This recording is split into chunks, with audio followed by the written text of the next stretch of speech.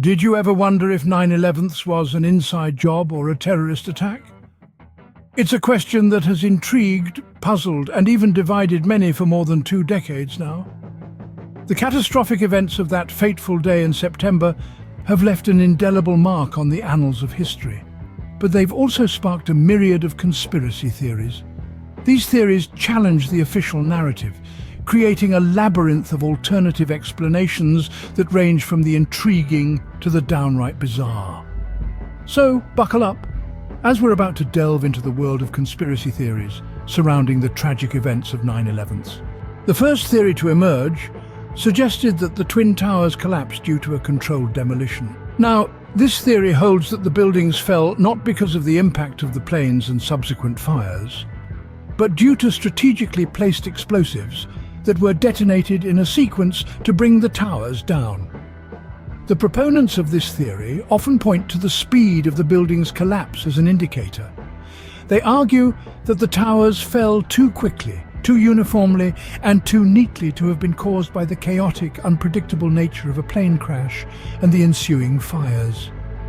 They also point to eyewitness accounts and video footage that they claim show flashes and explosions below the impact zones as the buildings fell. Another point often raised is the presence of molten steel in the wreckage. This, they argue, suggests temperatures much higher than those produced by the burning jet fuel and office materials, implying the use of explosives. Now let's turn our attention to the counter-arguments.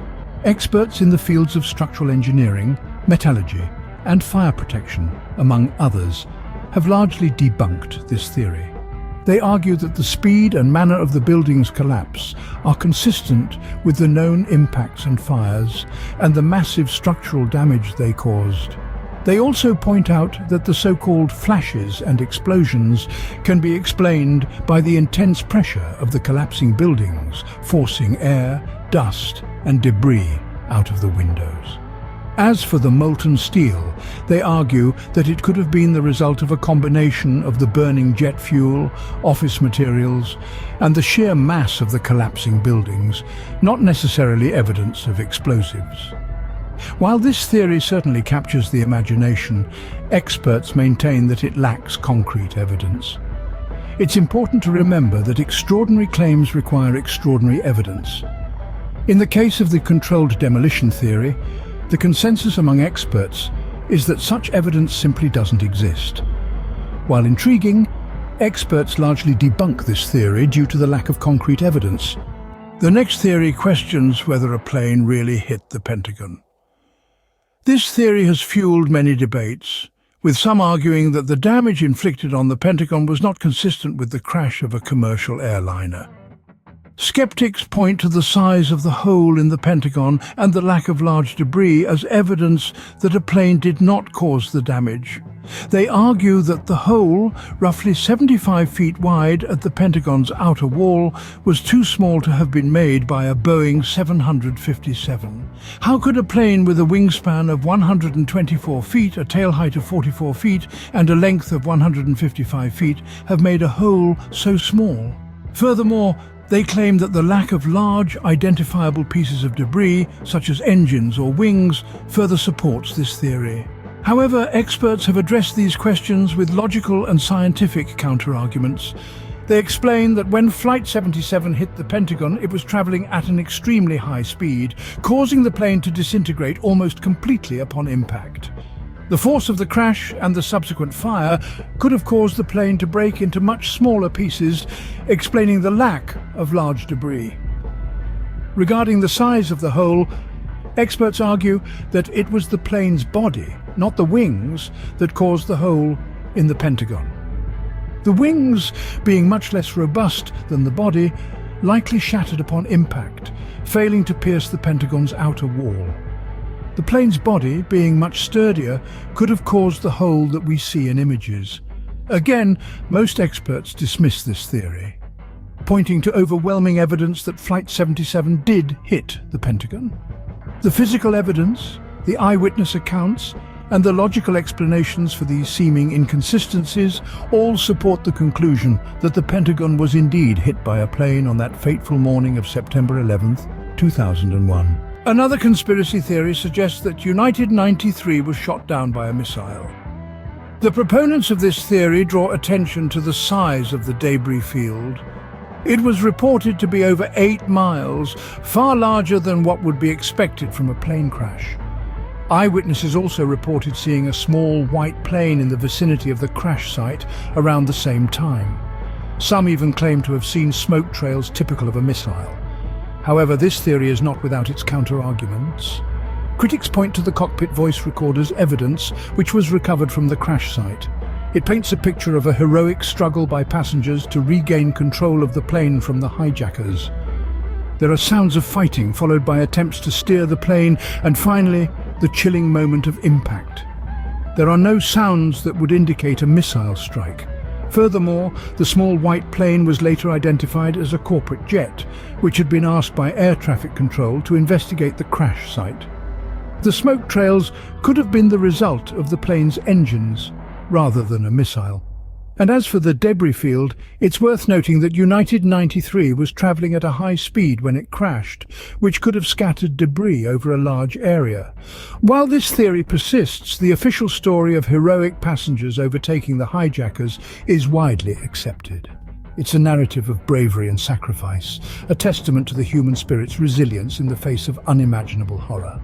Numerous other theories have emerged over the years, each more outlandish than the last.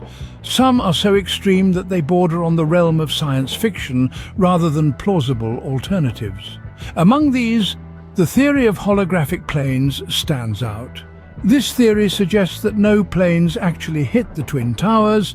Instead, what people saw were sophisticated holograph projections, a spectacle designed to deceive the masses.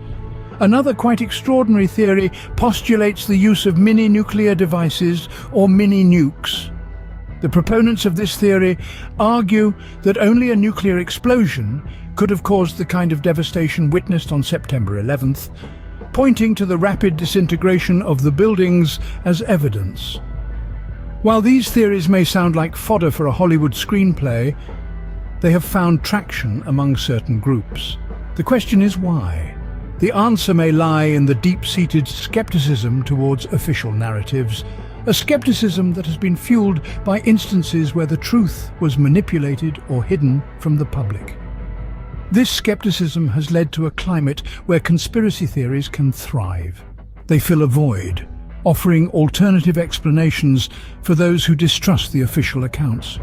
This phenomenon isn't restricted to the events of September 11th. It extends to various other incidents, such as the attack on Paul Pelosi, and even extends to seemingly unrelated areas, like the closure of a butterfly center in Texas due to QAnon conspiracy theories. The impact of these conspiracy theories is profound. They erode public trust in government and institutions, fueling polarization and creating a society where facts become subjective and truth is a matter of belief. In this climate, even the most outlandish theories find fertile ground to grow. However, it's important to remember that skepticism isn't inherently negative. It's a necessary tool for critical thinking, for holding power to account. But when skepticism gives way to cynicism, when doubt becomes a refusal to accept any official account, we risk losing sight of the truth altogether. While these theories may seem far-fetched, their persistence reflects deep-seated skepticism towards official narratives. As we've seen, conspiracy theories about 9/11 abound despite expert debunking. We dove into the depths of the controlled demolition hypothesis, scrutinized the questions surrounding the Pentagon attack, and explored the idea that United 93 was shot down. Along with these, we touched on other theories that have gained traction over the years. But it's crucial to remember, amidst the swirl of speculation, the importance of critical thinking and evidence-based reasoning. It's easy to get swept up in a narrative that aligns with our preconceptions or feeds our fears. But the truth isn't always what we want or expect it to be. It's what the facts, objectively examined and rigorously tested, reveal. Conspiracy theories can be captivating. They can give us a sense of order in the chaos, a villain to blame, a mystery to solve. But they can also distort our understanding of events, fuel division, and even lead to real-world harm. Whether you believe in these theories or not, one thing is certain: the events of 9/11 have left an indelible mark on our world.